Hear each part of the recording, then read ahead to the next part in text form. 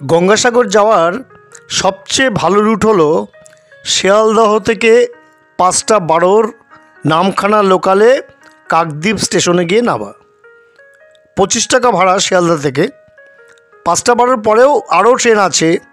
এই প্রসঙ্গে একটি কথা বলে নিই, সেটা হলো যারা নামখানা লোকাল ধরতে পারবেন না শিয়ালদহ থেকে, তারা কিন্তু স্বচ্ছন্দে চলে যেতে পারেন লক্ষ্মীকান্তপুর পর্যন্ত। লক্ষ্মীকান্তপুর লোকাল কিন্তু শিয়ালদহ থেকে ফ্রিকোয়েন্টলি আছে। ১ ঘন্টা ১.৫ ঘন্টা পরপরই লক্ষ্মীকান্তপুর লোকাল আছে। নামখানা লোকাল কিন্তু বেশি পাবেন না, সকালে মাত্র ২টো, ৫টা ১২, তারপরে ৭টা কততে একটা আছে। কিন্তু আমি লক্ষ্মীকান্তপুর পর্যন্ত চলে যেতে বলছি এই কারণে, লক্ষ্মীকান্তপুর থেকে আবার নামখানা লোকাল কিছু ছাড়ে, যেটা কিন্তু শিয়ালদা থেকে পাবেন না। সুতরাং লক্ষ্মীকান্তপুর থেকে টিকিটটা একেবারেই কাটবেন কাকদ্বীপ পর্যন্ত। আপনি লক্ষ্মীকান্তপুর চলে গেলেন, লক্ষ্মীকান্তপুর স্টেশন থেকে দেখবেন বেশ কিছু নামখানা লোকাল ছাড়ে। সুতরাং নামখানা লোকাল পেলাম না বলে শিয়ালদা স্টেশনে বসে থাকবেন না, সেটা কিন্তু খুব কাজের কথা হবে না। যাই হোক, আপনারা নামবেন কাকদ্বীপ স্টেশনে, কাকদ্বীপের পরে নামখানা। নামখানা পর্যন্ত যাওয়ার দরকার নেই। কাকদ্বীপে নেমে টোটো করে ২০ টাকা ভাড়া নেবে। ৮ নম্বর লটে চলে আসবেন, ফেরিঘাটে ৮ নম্বর লট, মনে রাখবেন। ৮ নম্বর লটে চলে আসবেন ফেরিঘাটে। ওখান থেকে ভেসেলে করে ৯ টাকা মাথা পিছু, সেটা কিছু বাড়তেও পারে, কখনো বাড়ে কখনো ঠিকই থাকে। ভেসেলে করে মুড়িগঙ্গার ওপর দিয়ে সুন্দর দেখবেন লাগবে যাত্রাপথটি। ওপারে সাগরদ্বীপ। কচুবেড়িয়াতে যে ঘাট আছে, কচুবেড়িয়ায় নামতে হবে। কচুবেড়িয়া থেকে বাসে ২৫ টাকা নেবে, আর ম্যাজিক যেগুলো আছে, ম্যাজিক ইত্যাদি গাড়িগুলো, এগুলো ৩০ টাকা নেবে। এই রেটে হেরফের হয় গঙ্গাসাগর মেলার সময়, তখন কিন্তু রেটটা একটু বেড়ে যায়। এটা ৩৩ কিলোমিটার পথ। কচুবেড়িয়া থেকে ঘণ্টাখানেক লাগে কচুবেড়িয়া থেকে একেবারে সাগরদ্বীপে পৌঁছতে। এই পথেই আপনারা সাগরদ্বীপে পৌঁছবেন। গঙ্গাসাগরের যে সাইট সিইং আছে, অর্থাৎ গঙ্গাসাগরের মূল তো হচ্ছে কপিলমুনি আশ্রম এবং সৈকত, সমুদ্র সৈকত। তাই আমি বলছিলাম বন্ধুরা, যে যখন গঙ্গাসাগর মেলা হয় মকর সংক্রান্তিতে, তখন কিন্তু গঙ্গাসাগরের এক রূপ, লোকারণ্য একটা অবস্থা এবং একটা হিন্দু ধর্মীয় একটা অনুষ্ঠানের মধ্যে সেটা একটা আবহ। আবার আপনি যদি সারা বছরই গঙ্গাসাগরকে একটা নির্জন, নিরালা, নিভৃতে একটা সমুদ্র সৈকত ভাবেন নিভৃতে বেড়াবার জন্যে, তাহলে কিন্তু সেই সমুদ্র সৈকতও কিন্তু গঙ্গাসাগর আপনাকে সঙ্গ দেবে। এই গঙ্গাসাগরে কপিলমুনির আশ্রমই হচ্ছে সেন্ট্রাল পয়েন্ট যাকে বলে। তাছাড়া হনুমান মন্দির আছে, মনসা মন্দির আছে, নাগবাবার মন্দির আছে, মহাদেবের মন্দির আছে, আর লাইট হাউসও আছে। লাইট হাউসে সম্ভবত এখন উঠতে দেয় না, কিন্তু লাইট হাউস আপনি দেখতে পারেন বাইরে থেকে।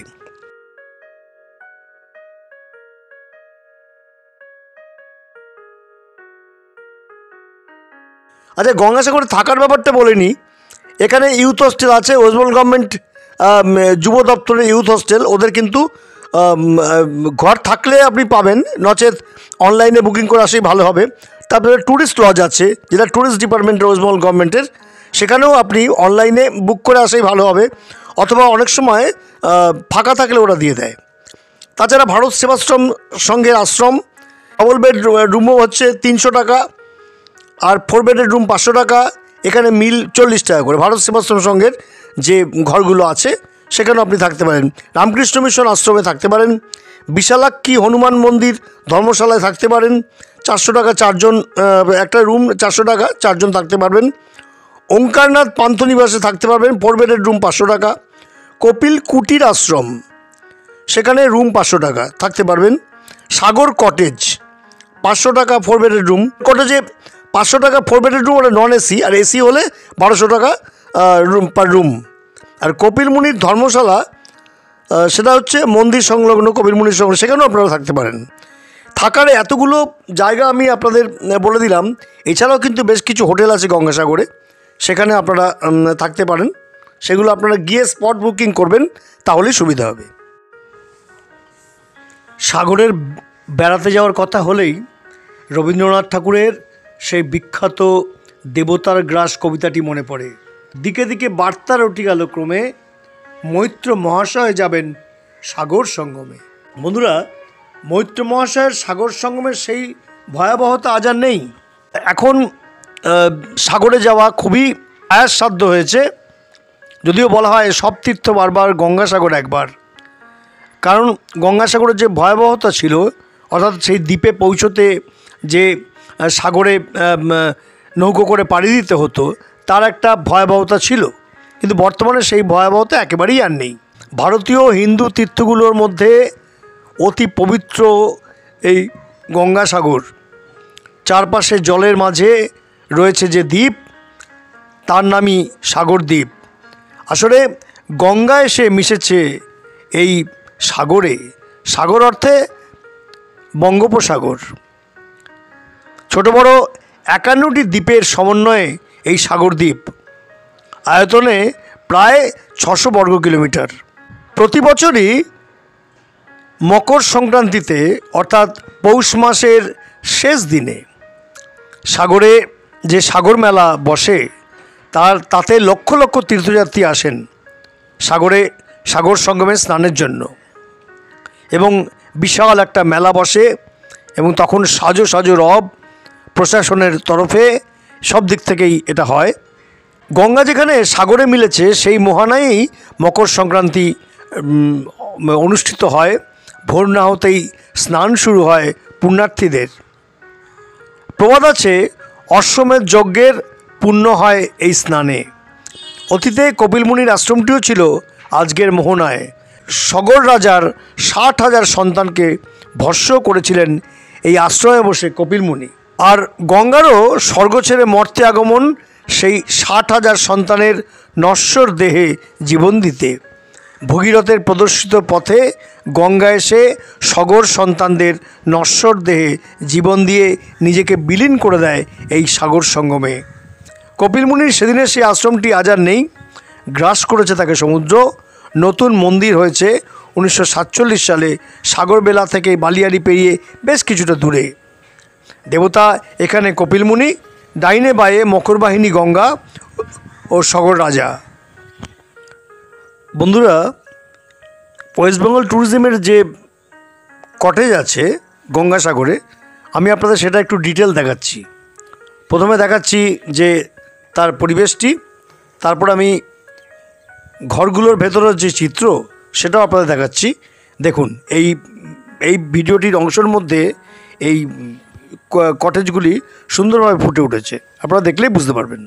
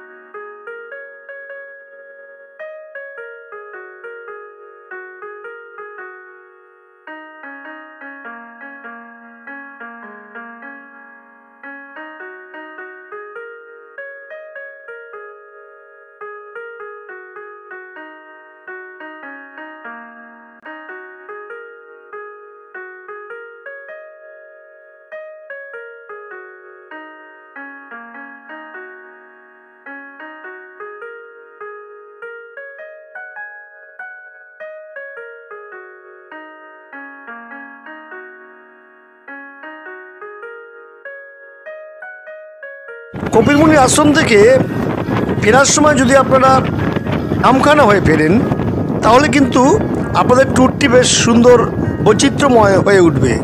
কপিলমুনি আশ্রম থেকে একটা টোটো করে আধ ঘন্টার পথে বেনুবন ঘাটে চলে আসতে পারেন।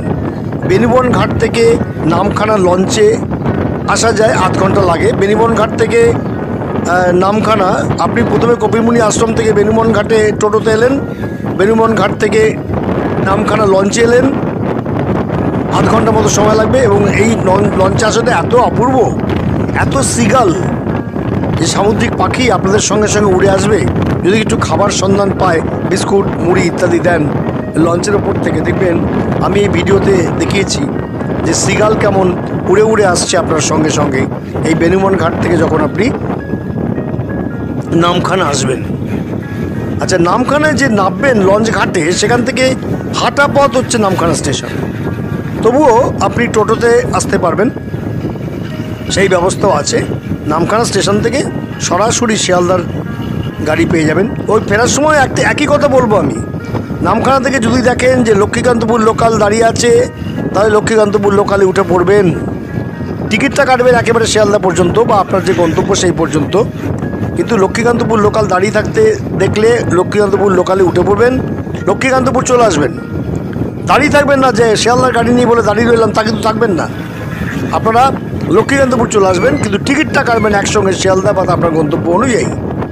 এবার লক্ষ্মীকান্তপুর থেকে এসে দেখবেন শিয়ালদার অনেক ট্রেন পেয়ে যাবেন এবং ফ্রিকোয়েন্টলি ট্রেন আছে লক্ষ্মীকান্তপুর থেকে। সুতরাং একটাই আমার আপনাদের কাছে সাজেশন, সেটা হচ্ছে নামখানা স্টেশনে এসে যদি দেখেন লক্ষ্মীকান্তপুর লোকাল আছে, উঠে পড়বেন। শিয়ালদা লোকাল নেই বলে ওই লক্ষ্মীকান্তপুর লোকালটিকে ছেড়ে দেবেন না। এইভাবে দেখবেন আপনাদের গঙ্গাসাগরের যে ট্যুর, গঙ্গাসাগর ভ্রমণ কত সুখপ্রদ হবে। নমস্কার বন্ধু।